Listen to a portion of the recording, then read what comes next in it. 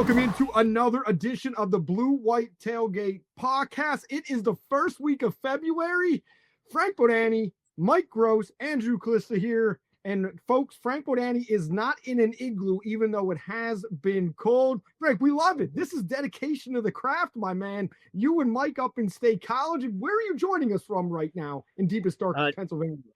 Yeah, State Line, State College. I'm on Atherton Street in the Panera parking lot. How's that? I would make a joke about have a seat, but I'm not going to do that here. But yeah, a couple things I have to address. Mike Gross's Substack, one of his readers called me out saying, is it too much to ask for Andrew Calista to get his facts right? No, it is not, sir. I will defend myself, though, related to wide receiver Tony being in the transfer portal. That was a Yahoo Sports staff reports that was up for at least a couple hours. And that's we're talking about Malachi Tony, the really good playmaker from Miami. Yeah. Yes. So apparently Yahoo Sports got hoodwinked into a fake account reporting this. I just went with what I saw on Yahoo Sports saying he was allegedly in the portal. I apologize to everyone out there that I offended that was not correct. Again, it's podcast world. I don't get a chance to go back and immediately make a correction as we were doing that. And since we're on the level of mistakes, I do have to say we did get an email in. Remember, you could email the show, BlueWhiteTailgatePodcast@gmail.com. This is from Tony G in Pennsylvania. Andy, great show last week from you and the guys. One thing I thought was interesting, you suggested Paul Allen should be pumping money into Washington State. The dude died in 2018. Minor footnote, but otherwise, a valid point you made. Hey, Seahawks are up for sale. That's the Allen family. Maybe some of that money goes into Washington State. But my thought process was good. Paul Allen, Mike's reader, that is information that is not too much to ask when you're at Gavin McKenna. Great hockey experience on Saturday at Penn State, at Hockey Valley, at Beaver Stadium. Tremendous. I talked to Brian Tripp about it. It was awesome. We're going to hit on that later on in the year. Well, breaking news, folks. Apparently, assault charges due to a fight. A lot of allegedly's being thrown around. I'm getting screenshots sent to me. Apparently, something was being said to Gavin McKenna's mom, 18-year-old at a bar, allegedly took offense to this. Apparently, broke somebody's jaw, is what's floating around on the interwebs. That'll have to be confirmed. But, right, can you you've been covering this while you're up in State College today, briefly? Yes. Well, you know, we have the charging documents from State College Police, which just, you know, it just tells you what he's being charged with, which is a felony charge at the moment, which is aggravated assault.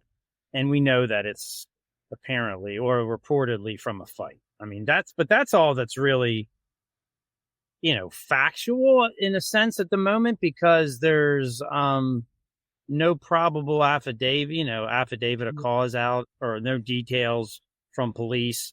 The charges and such came out at like 5:30, you know, when everything is closed. So, you know, and maybe because of what you're saying with the circumstances, I mean, we've seen this type of situation before with Penn State and other athletes where, yeah, the charges come out, but what has led to those charges? And sometimes it's going to take a bit, you know, people need to be interviewed, talked to. I don't know if we're going to get more details tomorrow or not. I mean, man, it comes on the same night as the most, memorable hockey game that's been built up for 6 months. And that night, the still called the greatest 18-year-old hockey player in the world gets in a fight. It's like, oh my, anyway. You know. Well, there could be it would not be unusual for there to be an actual police report tomorrow, right? That happens pretty often. Sure. No. So we could get, which will include a description. Like, remember the thing with when Abdul Carter was fighting with that truck driver? You know, I mean, there could be a description of what happened. Oh gosh, yeah. I mean, how many Penn State athletes can we think of just recently, right? I mean, we got Braden Davis on the wrestling team with his little deal with police. You mentioned Abdul Carter. Who did Theo Johnson get into a fight with? I mean, we can I mean, we could see a police report that will include a description of. Oh yeah, allegedly happened in relatively. Absolutely. Yeah, absolutely. From what I was gathering, and I didn't read any official police report, so I'm going off of pure I don't conjecture. think it's out there yet. Yeah, No, this was pretty early in the night, like 10:30, and a former reporter in State College said that's a bit early. That's a bit early. Oh, it's not too early for an 18-year-old boy. No.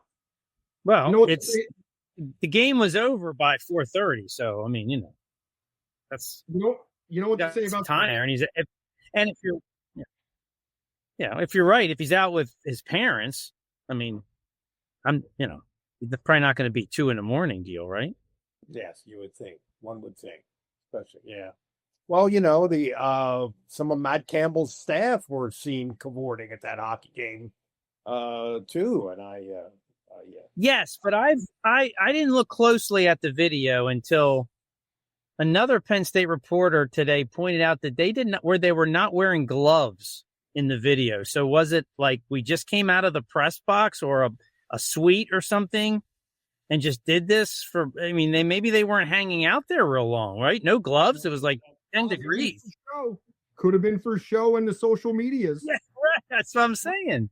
Now that was Ryan Clanton and offensive coordinator, tight ends coach Taylor Mauser. Mauser, right? Yes, I said something to Clanton and about it, and he said, "Well, I'd do it again," which I wasn't really asking him that, but he said, "I'd do it again." And he said that's the third hockey game he's been to, and he'd like to be at more. He was a bit of a character. I have a couple of quotes from him that we might enjoy. Him and Taylor Mauser are definitely they're quotable dudes. Yeah, I mean, they are well-respected coaches that we just don't know a whole lot about yet. But as far as personalities, they may be two of the very best. Absolutely, go-to guys. Yeah, and supposedly now they are two of several guys that kind of got a townhouse near the airport and are kind of all living together in sort of Animal House fashion a little bit. Because their families are not here yet, but their families are coming soon. And Mauser was saying how he had to get a car, so he went to a car dealer with a credit card. He's going to buy a car with a credit card. So that's pretty awesome. They were fun. They seemed like fun guys. Just going back to the Gavin McKenna thing, and I just want to draw a personal preference, and this is not a political statement in any stretch of the world, but back in the day, Penn State's media passes, you used to have to put a license in the pass. Do you guys remember this? Yes. Okay. Well, I lost my driver's license the 1 year, and then I couldn't go out after the game to have an adult soda. I couldn't go out. You mean you didn't have your license taken away? You just physically lost I lost my license. It fell out at Beaver Stadium, and in fact, one of the grounds crew members called me the next day and said, "Yo, Paul found your license. We have it up here." So long story short, I had a second kind of permit that would be granted by the Constitution in the state of Pennsylvania. Federal Constitution, it's America 250, all that jazz stuff. And I put that in my press pass because I'm like, I'm not going to lose my driver's license again. Well, I then went out without my work bag and left my wallet in my work bag. The only thing I had on me was this permit issued by a local sheriff's office that I then had to show the bouncer to get in. And he goes, "What is this, a military ID?" And I'm like, "No." Or I'm like, "Yeah, that's what it is." It was not a military ID. It was a permit of some sort that, if you're a fan of the Constitution, the Second Amendment of the Constitution would tell you what kind of permit it was. Well, that's how I got into the bar. That's not how the Second Amendment? The Second Amendment, yes. Okay. That's what I used to get into the bar downtown at State College. So wow. So did anybody say thank you for your service? No, nobody, and nobody should have, but the bouncer was like, "Yeah, it's a military permit. Go ahead in." Let's just say they're not really checking IDs as much as they probably should be in State College. So moving on from that, Mike, you had a great segue. It's been a whirlwind. We got Animal House among the coaches living up there in a townhouse, which seems like a bunch of fun. Beer cans being crushed on skulls, And Matt Campbell talking about the whirlwind that has been the ride with his family coming to State College. My family is here, and so we're finally settled in. Last Thursday night, I came off the road recruiting, and we were actually in a house, so it felt like I was a normal human being for the first time in 2 months. So, and to have them here has been awesome, and they're off to a great start, which I'm really grateful. Again, this community has wrapped their arms around us, and I appreciate that. And great soundbite. Family's here. He seems to be settled. Head coaches, though, kind of get a little more settled than staff. They're always the ones a little caught in transition. And probably not crushing any beer cans on his head, I'm guessing, in Matt Campbell's case. Yeah, you know, he talks as much as Franklin does. I mean, our friend of the pod, Mark Wogenrich, sort of jokingly said somebody asked him to go through the running backs situation, and he did that. And then Wogey asked him a question and said, okay, go through the whole rest of the roster. And then he said, no, I'm just kidding. And he said, who are some of your guys? Who are some of your guys that you think are going to be star-type players? And he essentially did go through the whole roster. Yes. I cut and pasted it into a Google Doc. 1,600 words he went and mentioned every position group and kind of went nuts with it. It was much like the Franklin filibuster era. Could have been the budget adjustment for Pennsylvania. Right. Yes, but we must say that Matt Campbell stood during the entire press conference. No seating. No seat. So we're not sure what that means other than that he thought it might not be as long of a conference as it was, maybe, but it was. Well, maybe he works at one of those stand-up desks. You know, he just used to. Ooh. Ergonomic. Throwing it out there. I don't know, you want some interesting things? I was going to say, what was your guys' takeaway? I was not there today. I was very disappointed I couldn't make it. I want to kick myself that I couldn't make it. But what was your guys' big takeaway from today's? It's basically a meet and greet because we know everything all the information that was going to come out. We're feeling out the coaching staff as well. So what was the takeaway? Well, I thought I spent some time with Ryan Clanton. I tried to get a little bit of a feel of style of play, that kind of stuff, how things are going to be different in terms of the product on the field. And somebody asked Campbell about establishing an identity. And he said, I think you can get carried away with establishing an identity. I think it's better to be versatile and adaptable. And D'Anton Lynn said something quite similar to that, although he did say he is a big fan of these gigantic defensive tackles, which you could tell by some of the recruiting things they did. So that was one thing. And then I asked Ryan Clanton, the O-line coach, the same thing. And he said, yeah, I'm going to try to get them off the ball and through somebody's face. So that's a big change. That's a quote. Yeah. And then just overall violence, he said. So there was a little bit of that kind of stuff.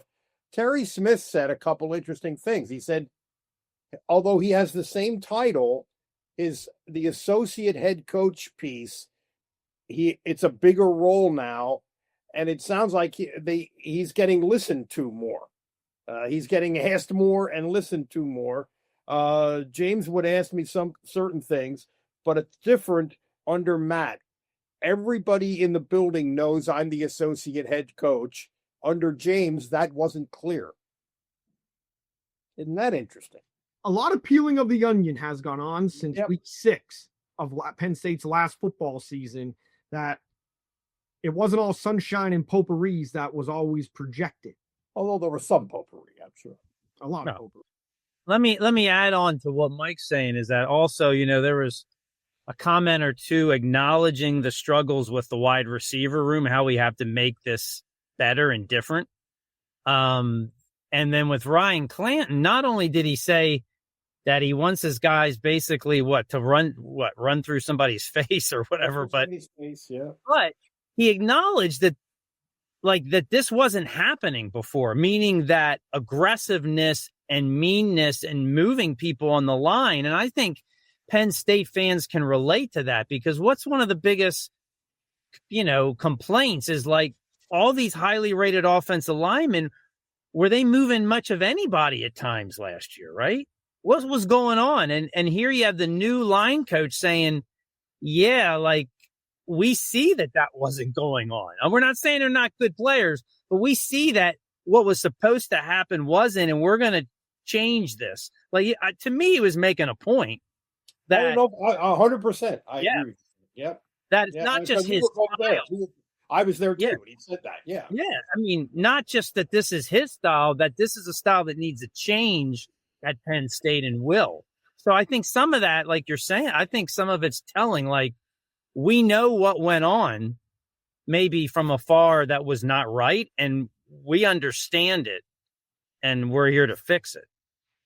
I think that I agree with that 100%. I think that was a subtle theme that came through. It just generally today with these guys. I think the guys that have been left over, and Ryan Clanton mentioned about was it Clanton or Hooger that mentioned, Mike, in your soundbite about like Connor and Zamitis, like getting through and helping these guys. So I think these guys were very upfront with the new staff coming in and saying these were our issues. And probably the players that stuck around, they're Terry Smith guys that stuck around. You think Andrew Rapplier is going to like sugarcoat anything? I think he's going to, if he's asked his opinion, he's going to give it. So, and I know I was a little bit like shocked when, Mike, you originally said, well, he's not big on identity. It's about being versatile. And I was like, ooh, a little bit taken aback. But then as soon as you said that about Ryan Clanton, I'm like, well, that's an identity.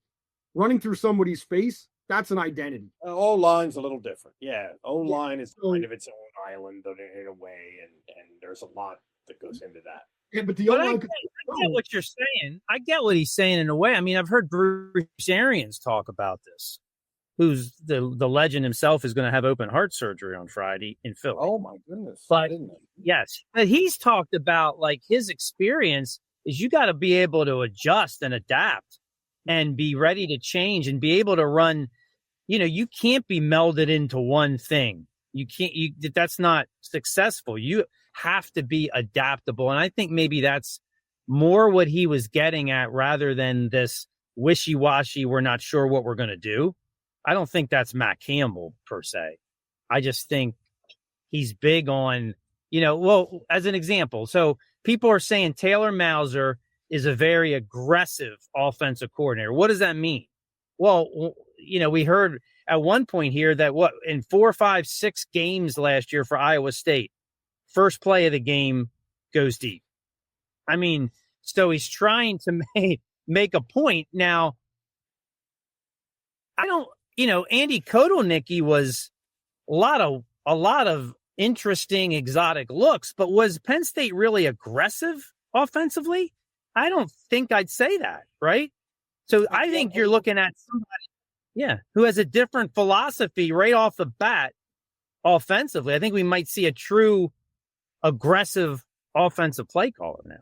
And yet overall, they didn't throw the ball nearly as much last year as they did the year before because the personnel dictated. And another thing that Campbell said was the Big 12 really changed in the last couple of years and became more physical. And we had to adapt to that. It became different formations because they were more physical, more tight end stuff. And we had to adjust, we had to adapt to that. Here's offensive line coach Ryan Clanton, Mike Gross capturing this soundbite today at Penn State staff meet and greet day up in Happy Valley. Yeah, I think a lot of my friends that I play with like still are struggling out there. All that I'm small, but I think it just provided me, like how I played when I was a player. Having your D line, and you're just like waiting. He knows. So I think we do that, and when you can able to do that, so you also, have a blank canvas going. You just learn a great system, great coaches, Coach Gando, Coach Ian, and Toledo in a time when they were really great. My apologies. That was Taylor Mauser, not Ryan Clanton right there, talking about his development and how he's learned from Matt Campbell, from Matt Campbell's days back at Toledo. My apologies for the quality of the sound there. I'm trying. We got it. And one of the things he talked about right around then was scripting how he scripts the early stuff in the game, like a lot of offensive coordinators do. But he did mention that how he gets with Rocco Beck and they try to figure out what's a throw we think we can make early in the game. What's a big hit that we can maybe get in the passing game early in the game, which kind of goes with what Frank was saying. Right. I mean, they brought up the tight ends a decent amount today, Matt Campbell, but also Taylor Mauser did. And I think that's, we talked about tight ends here before with Penn State. I mean, they got a good, especially recent tradition, but this is going to be a different tight end room. But I think in some ways, I'm really interested to see how productive it can be, because you have obviously Andrew Rapley coming back, but we talked, today was some of the talk about 6'7" Benjamin Bramer. But then there's also another tight end that was hurt last year, Gabe Burkle, that is supposed to be pretty good. And then a really good young tight end. They're all 6'4" or taller. So, and big. And so I think that could be one of the focuses when you're looking at what's a throw we could hit early. You got a 6'7" guy that's talented going down the seam or going across the field. I mean, and he led Iowa State in receptions last year. They didn't have a wide receiver who had as many catches as he. Now, they didn't have anybody who had a ton of catches, but he had the most. And that's a big target. Yeah, it wouldn't surprise me to see 2, even 3 tight ends on the field at the same time with Penn State next fall. You know who would want to be? But what I also learned today is I want to just real quick. I was learned today that some of these guys are not what you think they would look like. Like Taylor Mauser apparently was a college defensive lineman. Is that really possible? He looks like he's 5'7" and about 150 pounds. Yeah, he's not an imposing does he guy. look like an offensive coordinator to you? He doesn't look like an offensive coordinator to me. I love it. They're younger looking guys in general. I thought they might not be that much younger than the previous staff, but they look younger. They seem younger. Yeah. To me for sure. That's like I spent some time with the general manager of Derek Hoger, and I don't know. I thought I had pictured him as sort of a nerdy looking guy, and he's anything but that. He's a big strapping dude, and he was very articulate too. I got some stuff from him that I'm going to use tomorrow. But yeah, it's a young feeling staff, that's for sure. Just before we get to the how'd you pronounce his last name? I was saying Hooger. What did I say? Is it Hodger? What's the pronunciation? I thought I messed up then because we're all learning it. Trying to learn a new staff. So you would think who? Yeah. Before we get to his soundbite, I just want to say Tyler Howell would fit in really well with this staff. Yeah, that's true. Yeah. And I know he got the promotion, and he has to go with the promotion to be offensive coordinator. And I'm sure he felt he owed James, because James kind of has brought him along, and it's an opportunity. But Ty Howell would fit in really well with this staff, and I think really well with the identity. I know Matt Campbell said he didn't want the identity, but just based on what you guys are saying and what I've seen today, I feel like he would fit in really well with this staff. So yeah, I think you're right. I think the bonus is that Taylor Mauser coached tight ends. So at least you're not losing like your huge tight end piece, in the sense that you're bringing in a guy who was really good at coaching them as well. It's kind of like when Larry Johnson left. Oh my God, who's going to replace Larry Johnson? Well, they went out and James pretty much quickly brought in another pretty good defensive line coach. And you didn't miss Larry Johnson maybe as nearly as much as what maybe people thought you would.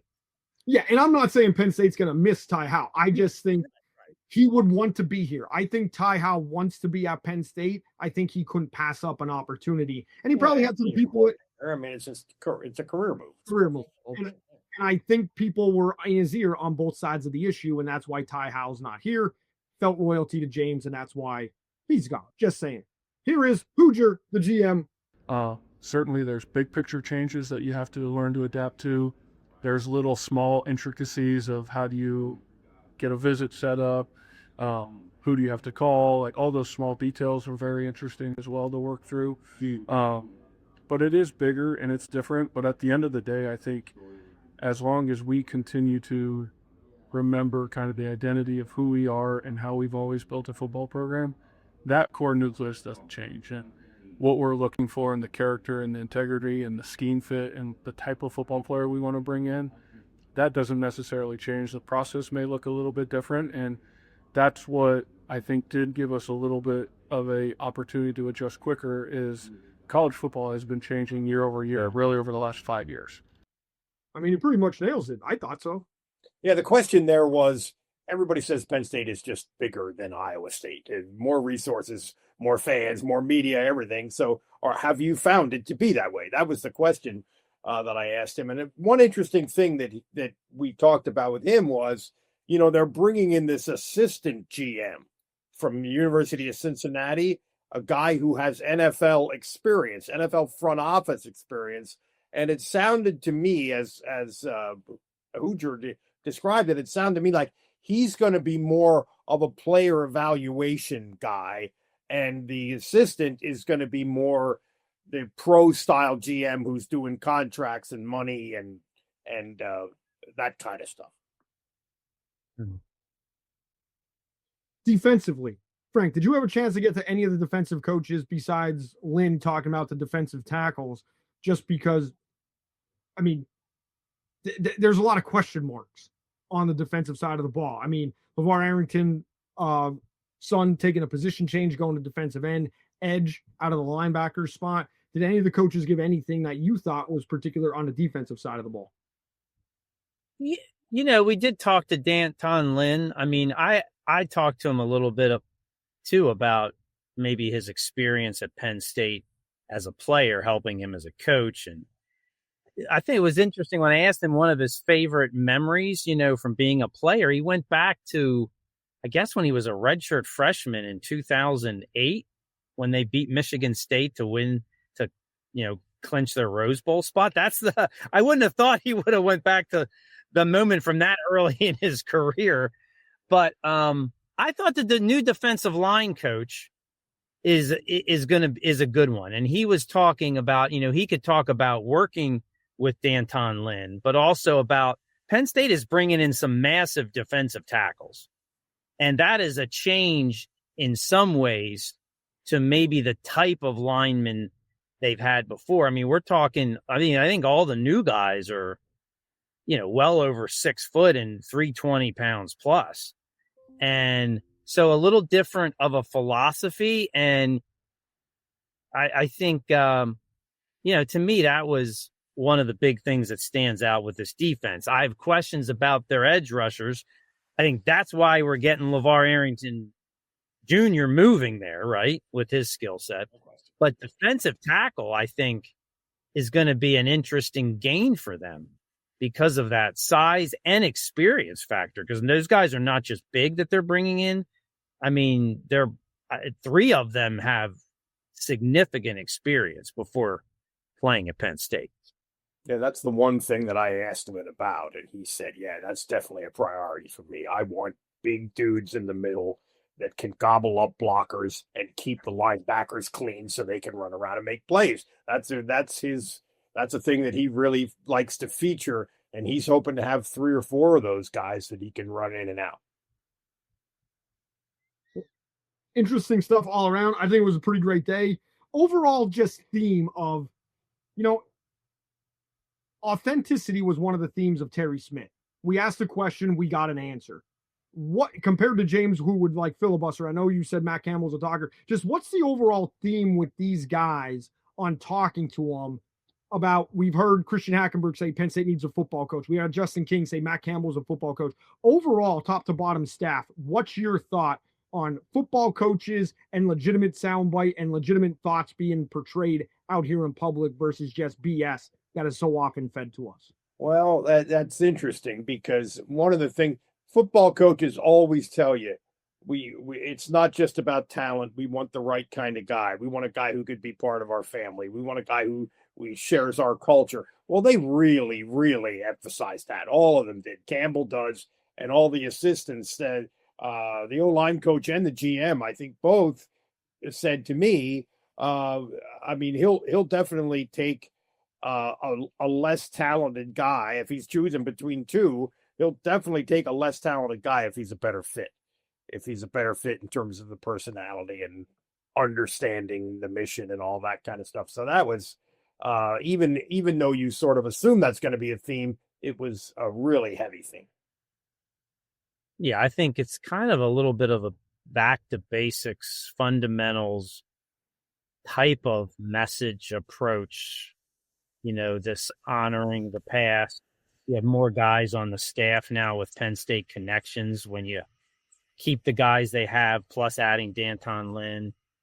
It just gives I don't know how much different. It's just it is a little bit of a different vibe. And one last example, caught our beloved Spider Caldwell for a few moments, and he's still working it. And he's like, the vibe is good here with this new staff. The vibe is good. And I wasn't going to press him for, that's what he really was just saying. But I mean, I kind of read what he was saying is like, this feels comfortable, I think, in a sense. The approach, the embracing maybe the way Penn State does it. If anything, it's almost like you going into maybe a party or something. And it's not like the people there aren't good, but you don't feel quite comfortable. And maybe that's where this was ending with the prior regime. Like, I don't know if Penn State fans, I don't know if even the players, I don't know if things just felt like they fit right anymore. Yeah. And I think maybe that's a little bit of the beyond the play calling thing, beyond the scheme thing we're talking about here.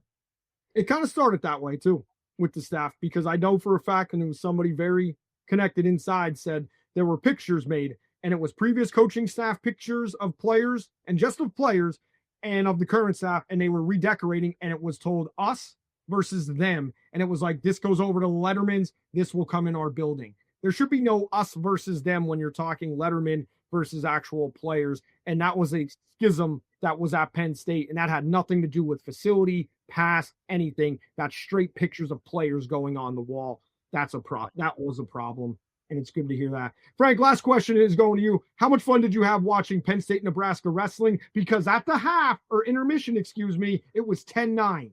It was very exciting. Yes, it was exciting, and we're not used to seeing exciting with Penn State wrestling, to the point where you're starting to feel like, well, you didn't feel like they lost, but you're like, okay, did something go wrong here? But then they still beat the number, sub 16, but by, more than double their score, had like 30 takedowns to 4. But it just didn't. I mean, that's where Penn State is. It's like they lose a couple of bouts, and it's like, what's wrong? Hey, as long as we get to see AJ Ferrari do a split at like 260 pounds at the end of what else? What else? A man of that size in a singlet doing a split after his team loses 26-12. I mean, that's all you come to the BJC for, right? He was dancing. It was very entertaining. The second half, Murderers Row, 27 Yankees for Penn State just took over. Fun to watch. It was a fun match to watch. Yeah. It really was. So, are we going to get you up there? Are you going to be live in action at the match of the century in 2 Fridays against number 2 Ohio State? There is no match of the centuries anymore. Back when Bo Nickel wrestled, I had a chance to sell my tickets for like $400 a pop to a BJC event. I chose to go and ref a JV varsity basketball doubleheader and make some cash that way. I should have just went to the match because Penn State absolutely dominated them. I think Penn State was 2, Ohio State was 1. I think, if I'm remembering the year correctly. But yeah, there is no more match of the centuries. Like Penn State, it's no. Please.